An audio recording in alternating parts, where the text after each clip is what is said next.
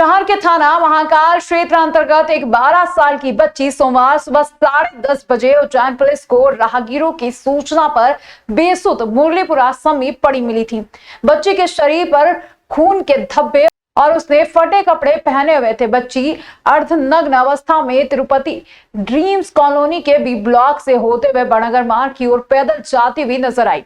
बच्ची को पुलिस ने शासकीय चरक भवन में उपचार करवाया, जहां उसके साथ दुष्कर्म की पुष्टि मेडिकल रिपोर्ट अनुसार एसपी सचिन शर्मा ने की है। एसपी ने बताया बच्ची उत्तर प्रदेश की है। एसपी ने कहा कि पुलिस कर्मियों ने बच्ची को खून दिया है। बच्ची की हालत बिगड़ते देख रातों रात बच्ची को डॉक्टर टीम की निर्देशन में महिला राजपत्रित अधिकारी की सुरक्षा में इंदौर अस्पताल रेफर किया है, जहां उपचार जारी है। बच्ची उत्तर प्रदेश के प्रयागराज की है, लेकिन उसके घर वालों की पहचान अब तक नहीं हो सकी। बच्ची शहर के नीलगंगा थाना क्षेत्र अंतर्गत तिरुपति कॉलोनी के ए एवं बी ब्लॉक में सोमवार सुबह 5:52 पर पैदल जाती हुई दिखाई दी।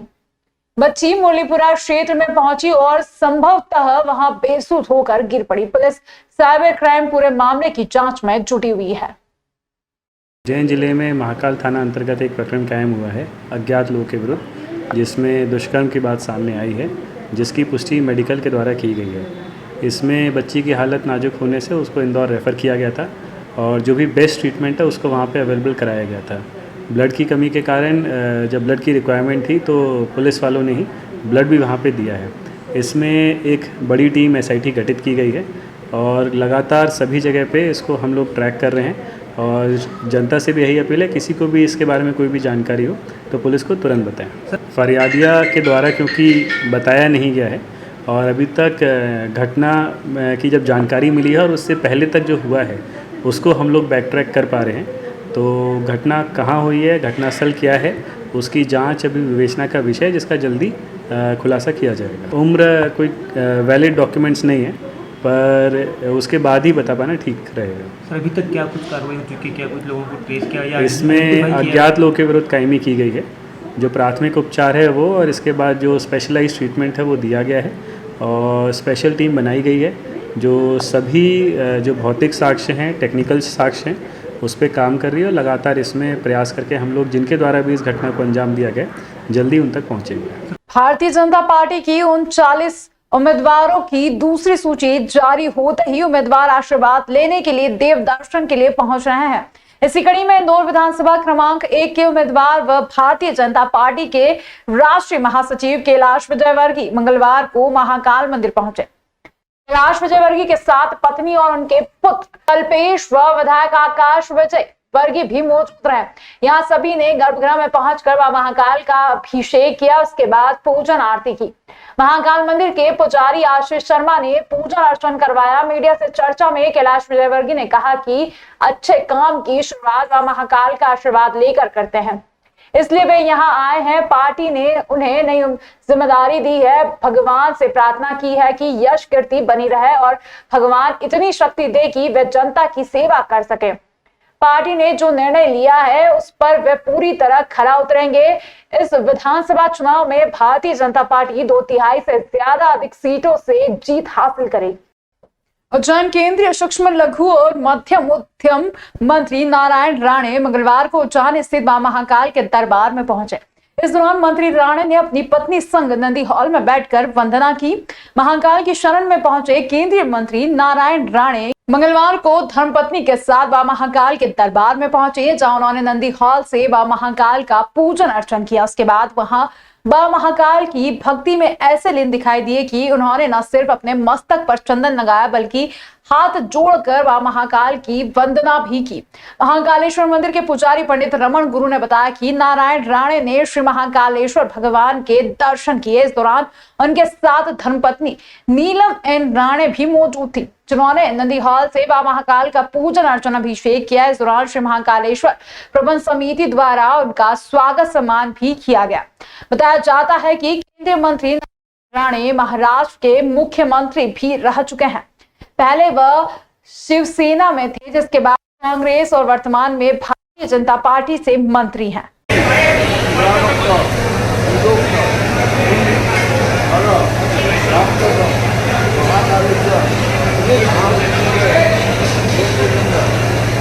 मध्य प्रदेश के पूर्व मुख्यमंत्री दिग्विजय सिंह सुबह उज्जैन आए। यहां उन्होंने वह महाकाल के दर्शन किए। दिग्विजय सिंह यह खटिया विधानसभा में होने वाली जन आक्रोश यात्रा की आम सभा में शामिल हुए। इस यात्रा में प्रभारी जीतू पटवारी और विधायक रामलाल मालवी और उनके सैकड़ों कार्यकर्ता शामिल हुए। इस यात्रा में दिग्विजय सिंह यात्रा प्रभारी जीतू पटवारी की बाइक पर बैठे नजर आए। दिग्विजय सिंह ने कैलाश विजयवर्गीय के चुनाव लड़ने पर कहा कि अगर वह कह रहे हैं कि उनका हाथ तो मना कर दे पार्टी को। सिंधिया को चुनाव लड़ना चाहिए सवाल पर कहा वह जब से भाजपा में गए उनके लिए सोचना बंद कर दिया गया। कई कदावर के टिकट भाजपा में कटेंगे पर दिग्विजय ने कहा भाजपा गुजरात की तरह यहां भी मुख्यमंत्री और मंत्रियों की टिकट काटेगी।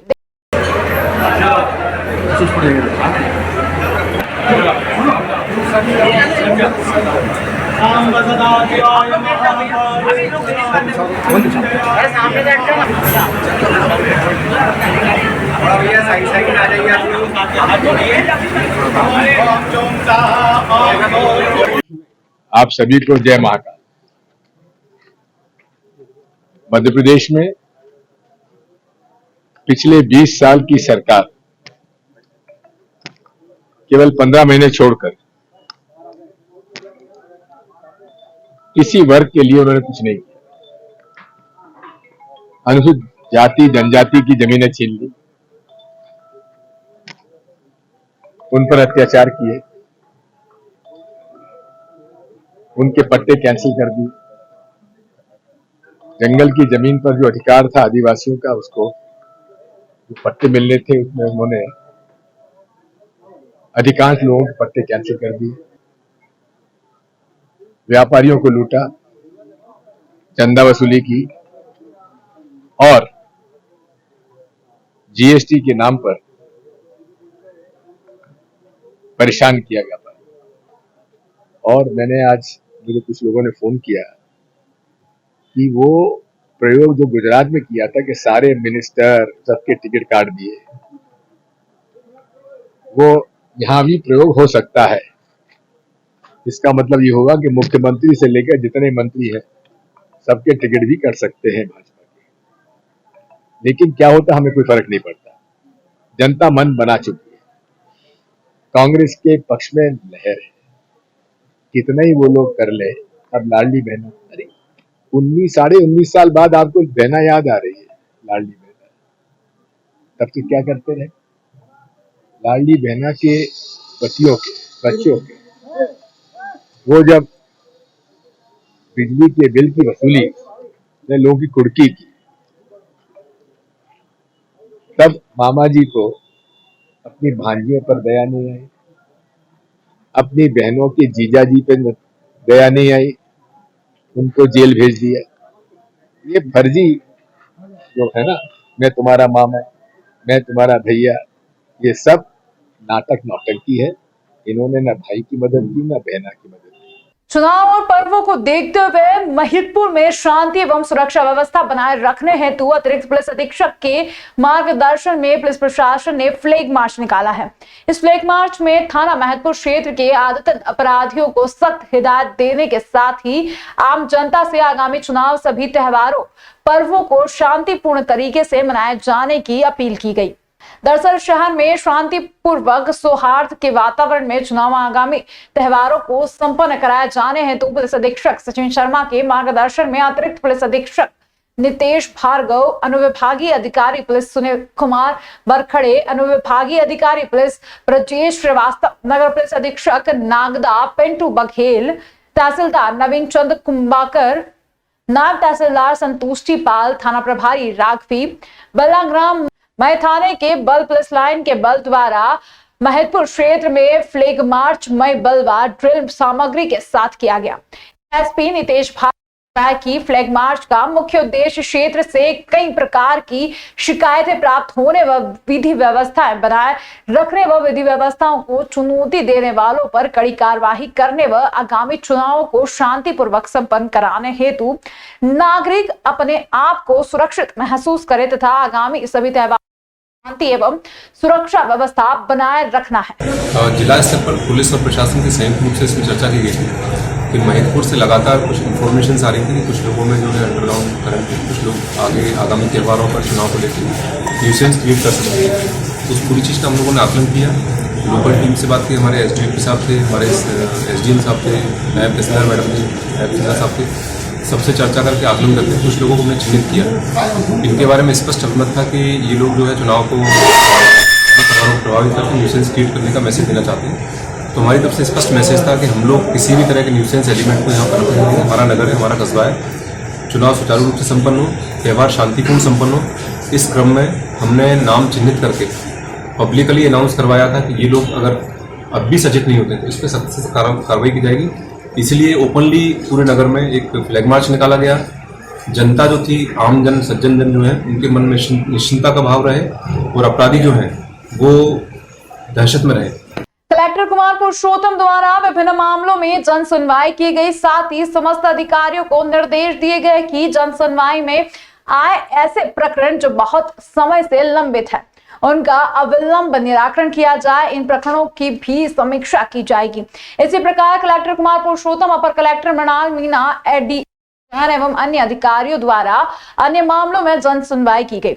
इंदिरा नगर आगर रोड निवासी सरोज कुंवर डोडिया ने आवेदन दिया कि उनके पति का देहांत सन 2021 में कोरोना के कारण हो गया था। उनके पति द्वारा परस्पर सहकारी बैंक मर्यादित से लोन लिया गया था। आवेदिका द्वारा लोन की कुछ राशि उपरोक्त संस्था में जमा कर दी गई है, परंतु संस्था द्वारा उनसे लोन ली गई संपूर्ण राशि की मांग की जा रही है। साथ ही रिकवरी के नाम पर उन्हें धमकाया जा रहा है तथा मानसिक रूप से प्रताड़ित किया जा रहा है। इस पर उपायुक्त सहकारिता को मामले की जांच कर आवश्यक कार्यवाही करने के निर्देश दिए गए। संत बालक दास ने आवेदन दिया कि वे कमर के नीचे से पूर्ण रूप से दिव्यांग है तथा ये रिक्शा चलाते हैं। भगवान महाकालेश्वर के दर्शन करने आने वाले श्रद्धालुओं को वे प्रमुख मंदिरों तक दर्शन के लिए ले जाते हैं। कुछ समय से उनके ई रिक्शा को बड़ा गणेश मंदिर तक जाने नहीं दिया जा रहा है। इस वजह से उन्हें बहुत परेशानी हो रही है, अतः उन्हें बड़ा गणेश मंदिर तक ई रिक्शा ले जाने की अनुमति दी जाए। इस पर सहायक प्रशासक महाकालेश्वर मंदिर श्री मूलचंद जोनवाल को उचित कार्यवाही करने के निर्देश दिए गए। ग्राम रुदाहेड़ा तहसील घटिया निवासी सीताबाई ने आवेदन दिया कि उनकी पोती का लीवर खराब है तथा उसके दिल में छेद भी है। आवेदिका की आर्थिक स्थिति अत्यंत कमजोर है, अतः पोती के इलाज के लिए उन्हें आर्थिक सहायता प्रदान की जाए। कलेक्टर ने इस पर तत्काल मुख्य चिकित्सा एवं स्वास्थ्य अधिकारी को आवश्यक कार्यवाही करने के निर्देश दिए। सीएमएचओ द्वारा राष्ट्रीय बाल स्वास्थ्य कार्यक्रम की प्रभारी वनीशा सोलंकी को उक्त प्रकरण प्रेषित किया गया। इसके तहत शीघ्र ही सीताबाई की पोती का दिल के छेद का ऑपरेशन करवाया जाएगा।